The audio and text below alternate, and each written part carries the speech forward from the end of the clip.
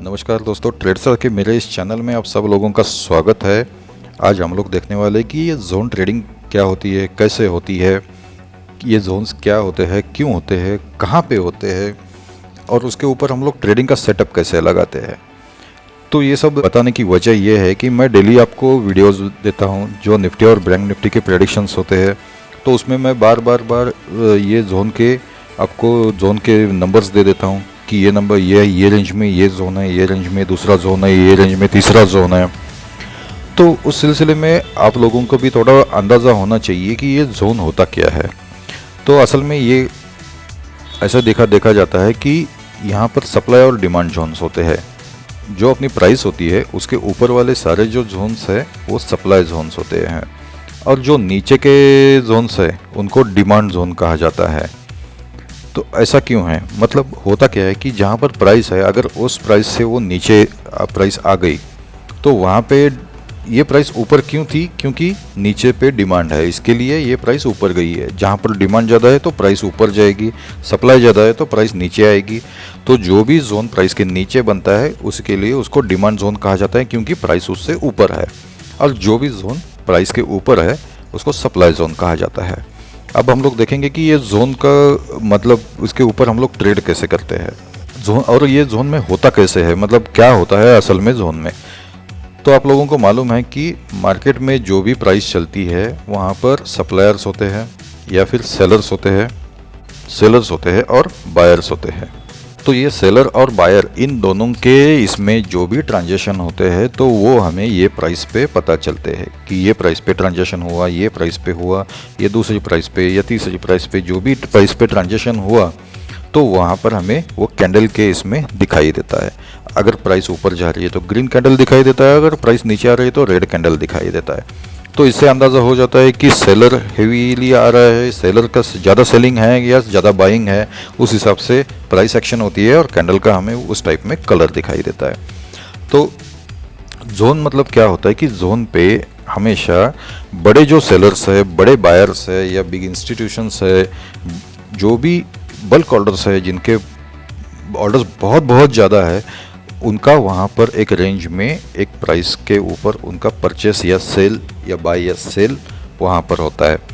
तो वो लोग तो ऐसा नहीं है कि प्राइस मतलब अभी 100 खरीद लिए फिर प्राइस ऊपर गई 100 खरीद लिए, इसमें नहीं होता है। उनका जो भी ऑर्डर्स है एक प्राइस रेंज में चलता है, ये प्राइस पर आने पर मुझे पूरा का पूरा एक लॉट उठाना है, 2 लॉट उठाने हैं, 10 लॉट उठाने हैं या 20 लॉट उठाने हैं।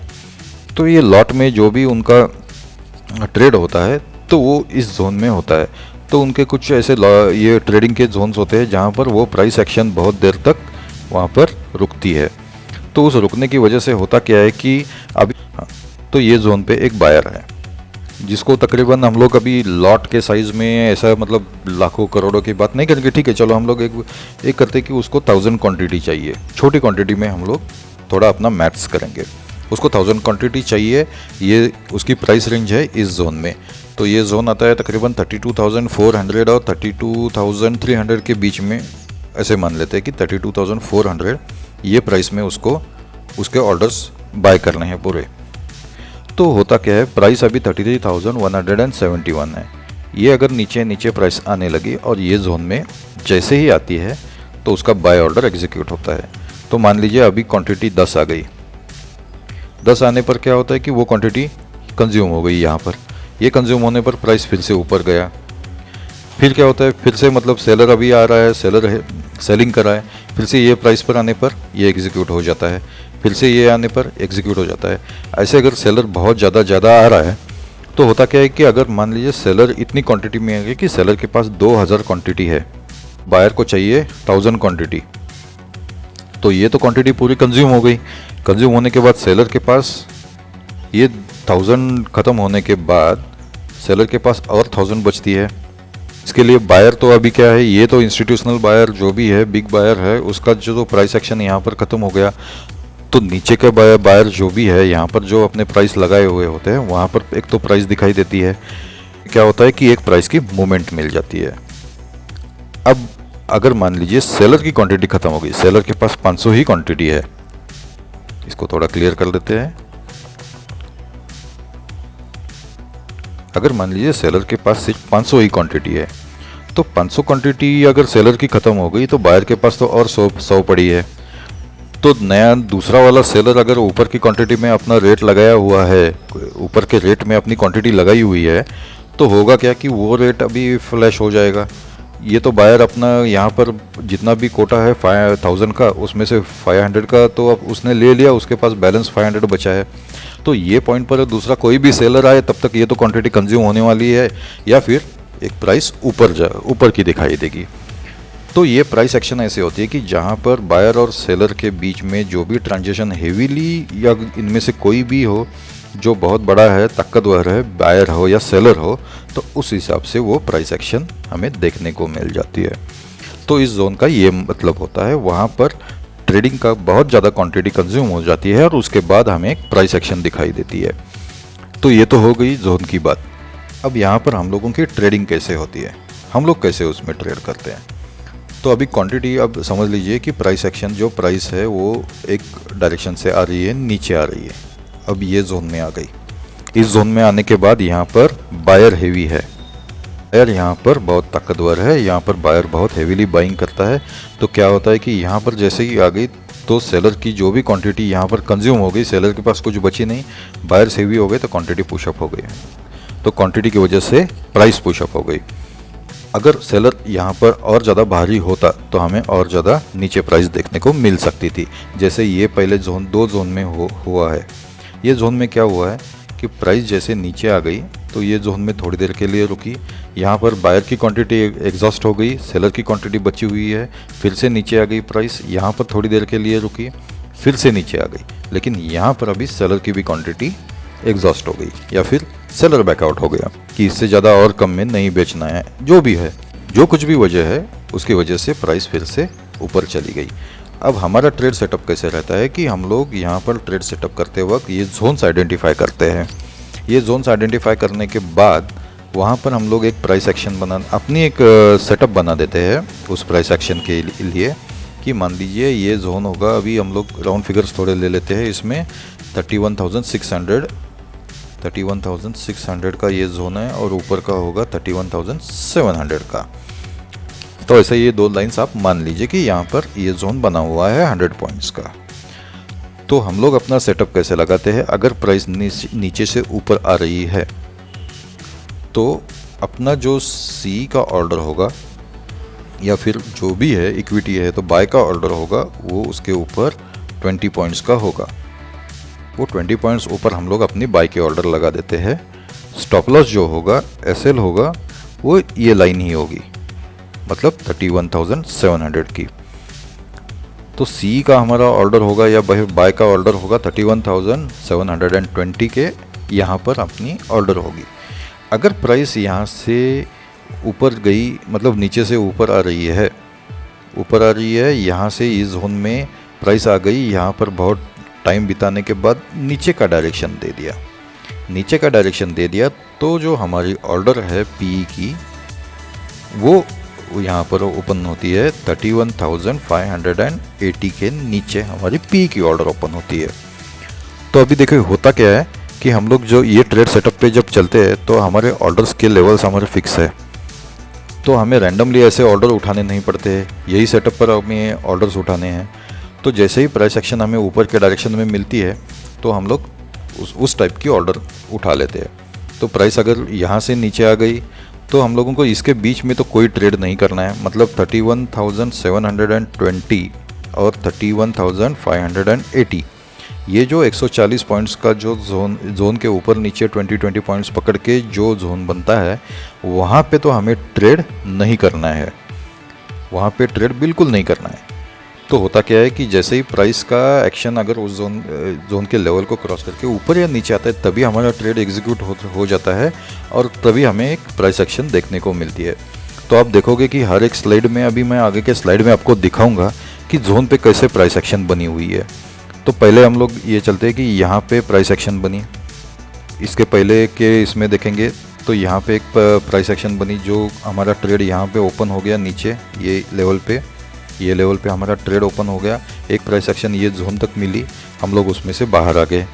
दूसरे दिन यहाँ पर एक जोन को तोड़ के ऊपर गई है प्राइस, हमें एक जोन से दूसरे जोन तक मिली, दूसरे जोन के ऊपर फिर से नीचे आ गई, फिर से हमें एक ट्रेड देखने को मिला, फिर से एक देखने को मिला। तो ये जोन टू जोन जो प्राइस का ट्रैवल हो जाता है, इसमें हम लोगों का ट्रेड एग्जीक्यूट होता है। तो यहाँ पर अभी क्या हुआ, ये जोन को तोड़ के नीचे आ गई, तोड़ने के बाद दूसरे जोन को तोड़ दिया। तो हम लोगों का पहला ऑर्डर था कि हम लोग टारगेट देख रहे थे पहले जोन तक के, तो पहले जोन को क्रॉस करके नीचे आने के बाद हम लोग स्टॉप लॉस उसके ट्रेल करते रहे, दूसरे जोन को क्रॉस करने के बाद ट्रेल करते रहे। जैसे ही उस तीसरे जोन मतलब जो भी लास्ट पॉइंट पे ये दिन का क्लोजर यहाँ पर हो गया, तो अपना ट्रेड वहाँ पर ख़त्म हो गया, दिन के इसमें ख़त्म हो गया। हम लोग कैरी फॉरवर्ड के लिए कभी नहीं देखते हैं, दिन के इसमें हम लोगों का वहाँ पर ट्रेड ख़त्म हो गया। तो ये तकरीबन उस दिन का जो भी है 1000 पॉइंट्स बैंक निफ्टी के या फिर 500 पॉइंट्स निफ्टी में जो भी ये डाउनफॉल हुआ, उतना ट्रेड अच्छा खासा मिल गया। आगे चल के देखते हैं, ये जोन के यहाँ पर हम लोगों की ट्रेड ऊपर ओपन होगी जोन के ऊपर, क्योंकि प्राइस ने ये जोन से एक रिएक्शन दे दिया और ऊपर की तरफ गई, ऊपर की तरफ ये जोन पे हमारा ट्रेड ख़त्म हुआ। उसके बाद ये जोन के यहाँ पी का ट्रेड नीचे आ गया, ये जोन में ख़त्म हो गया। इस जोन में तो हमें ट्रेड मिला ही नहीं यहाँ पर, क्योंकि ये साइडवेज में था, हमारे कौन से भी टारगेट के इसमें वो आया, दायरे में आया ही नहीं, 20 पॉइंट्स ऊपर नीचे ऐसे। यहाँ पर हमें एक जोन क्रॉस करने के बाद टारगेट एक ट्रेड देखने को मिला, फिर वहाँ से प्राइस एक्शन का एक ज़बरदस्त गिरावट आ गई, तो उसमें एक देखने को मिला। तो ये जो जोन का ट्रेडिंग, अभी ये जो टाइम फ्रेम है, इसमें अगर हम लोग देखेंगे तो परसों के मेरे वीडियो में 2 दिन के पहले के हम लोगों को तकरीबन 1500 पॉइंट्स का मूवमेंट देखने को मिला, ऊपर नीचे ऐसे। तो 1500 पॉइंट में से 1000 या 1200 पॉइंट्स भी हम लोगों ने कैप्चर कर लिए, तो भी बहुत है। 1000 पॉइंट्स का मूवमेंट मतलब जोक नहीं है। 1000 पॉइंट्स का अगर हम लोग मूवमेंट ये जोन के ट्रेडिंग में कैप्चर कर पाए तो बहुत है। तो आगे के हम लोग देखेंगे, आगे इसमें देखेंगे आगे के चार्ट में। तो यहाँ पर भी आप देख सकते हैं प्राइस कैसे ये मूव होती है जोन टू जोन। यहाँ जोन ब्रेक करने के बाद हम लोग अभी लेफ़्ट टू राइट ऐसे चलेंगे। ये जोन ब्रेक करने के बाद इस जोन तक, ये जोन को ब्रेक करने के बाद इस जोन तक, इसको ऊपर ब्रेक करने के बाद ये जोन तक। तो मैं थोड़ा कलर यूज़ कर लेता हूँ, यहाँ से यहाँ पे, यहाँ पे, यहाँ से यहाँ पे, ये ग्रीन कलर का यहाँ पे। तो उसके बाद ये वाला जोन है, यहाँ से जो प्राइस एक्शन, लेकिन हम लोग तो जोन के ऊपर ओपन होने की वजह से यहाँ पर ट्रेड ओपन हो गया। तो ये जो यहाँ पर एक ट्रेड मिला, उसके बाद यहाँ पर बहुत सारे मिले हैं। यहाँ पर ऊपर के ट्रेड्स, अभी ऊपर के जोन तो मार्क नहीं किए हैं, वरना वहाँ पर भी आपको पता चल जाता। फिर इसके बाद ये जोन के ट्रेड इसमें दायरे में, ये जोन के दायरे में, यहाँ तक के ये जोन। तो ऐसे हम लोग कौन सा भी चार्ट लेके देखेंगे, उसके ऊपर हम लोगों ने जो जोन्स प्लॉट किए होते हैं, वहाँ पर हमें एक प्राइस एक्शन दिखाई देती है, और उस जोन को क्रॉस होने के बाद हमें वो प्राइस एक्शन दिखाई देती है। तो आप लोगों को भी पता चल गया होगा कि ये जोन का क्यों मतलब है, ये सेटअप पर काम करने पर क्या होता है। पहले तो एक चीज़ होती है कि सेटअप पर इसके ऊपर हम लोग काम करेंगे तो हम लोगों के रैंडम ट्रेड्स जो है वो एकदम अवॉइड हो जाते हैं, रैंडम ट्रेड्स अवॉइड हो जाते हैं।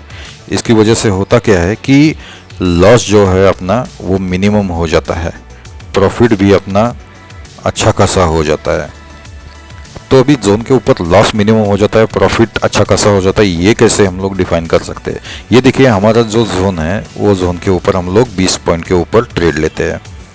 तो ये जोन का लेवल है, उसके ऊपर 20 पॉइंट्स प्लस 20 पॉइंट्स, तो हमारा वहाँ पर अभी मान लीजिए सी का ट्रेड है। अभी कोई भी एक्शन, कोई भी सेटअप कर लो, वो 100% तो नहीं होगा। मान लीजिए यहाँ पर कैंडल ने क्लोजिंग दे दी, अभी हम लोग जो बात करते हैं वो होते हैं 5 मिनट्स की कैंडल। 5 मिनट्स की कैंडल जब क्लोज होती है तो ये हमें ट्रेड लगाना है। तो 5 मिनट्स की कैंडल ने यहाँ पर क्लोजिंग दे दी, इसके ऊपर ग्रीन कलर की, ऐसे मान लीजिए ग्रीन कलर की है, तो यहाँ पर क्लोजिंग दे दी। तो उसके बाद क्या है, हम लोगों ने ट्रेड ले लिया, दूसरे कैंडल के स्टार्ट पे या बीच में कहीं पर थोड़ा सा ट्रेड ले लिया। लेकिन यहाँ पर ये कैंडल ऊपर गई नहीं, डायरेक्टली वहाँ से फिर से नीचे आ गई। नीचे आने के बाद हमें पता चला कि ये 10 पॉइंट नीचे है, अपने जो भी लेवल हम लोगों ने ये 20 पॉइंट्स का लगाया हो उससे 10 पॉइंट नीचे है।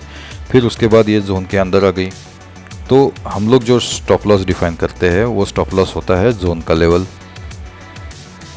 मतलब 20 पॉइंट्स नीचे, या फिर जोन का ये टॉप लेवल या जोन का बॉटम लेवल, वो मान लीजिए होता है तकरीबन 40 पॉइंट्स का। तो ये दो जोन्स के लेवल्स होते हैं 40 नहीं सॉरी 60 पॉइंट्स का या 70 पॉइंट्स का, जैसे भी है। बैंक निफ्टी में थोड़ा सा फ़र्क पड़ता है, लेकिन 60 पॉइंट्स का। तो जो भी जैसे रिस्क लेना चाहता है उस हिसाब से अपना स्टॉप लॉस लगा लेता है। तो ये जोन के बीच में आ गई, इसके बाद इसने जोन के बॉटम को टच किया तो अपना स्टॉप लॉस हिट हो गया। तो यहाँ पर हमें क्या पता चल, मतलब ये हुआ हमारे कैलकुलेशन में हमारा एक तो 20 पॉइंट्स का या फिर 60 पॉइंट्स का स्टॉप लॉस हिट हो गया। तो उसमें हमें मालूम है कि अपना लॉस होगा तो इसमें कितना होगा, इतना ही होगा 20 पॉइंट 60 पॉइंट्स का। तो एट द मनी का हम लोग ट्रेड ले लेंगे तो यहाँ पर 10 रुपये का या फिर 30 रुपये का इतना ही स्टॉप लॉस होगा।